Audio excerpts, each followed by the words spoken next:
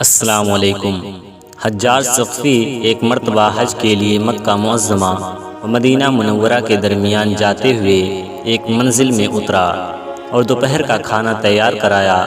کھانا تیار ہو گیا تو اپنے حاجب سے کہا کہ کسی مہمان کو لے آؤ جو میرے ساتھ بیٹھ کر کھانا کھائے۔ حاجب خیمے سے باہر نکلا تو اسے ایک اعرابی لیٹا ہوا نظر آیا۔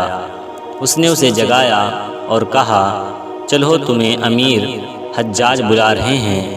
اعرابی آیا تو حجاج نے کہا، میری دعوت قبول کرو اور ہاتھ دھو کر میرے ساتھ کھانا کھانے بیٹھ جاؤ۔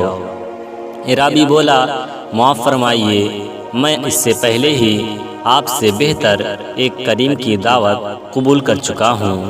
حجاج نے کہا، وہ کس کی دعوت ہے؟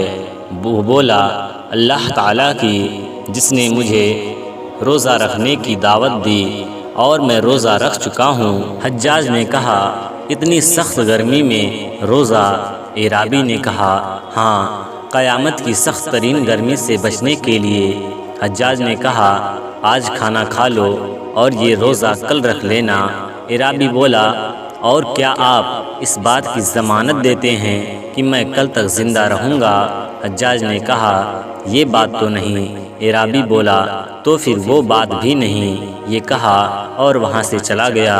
تو میرے پیارے دوستوں، اللہ کے نیک بندے کسی دنیاوی حاکم کے روب میں نہیں آتے ہیں، اور یہ بھی معلوم ہوا کہ جو لوگ یہاں کی گرمی برداشت کر کے روزہ رکھتے ہیں وہ کل کے ہولناک گرمی سے محفوظ رہیں گے۔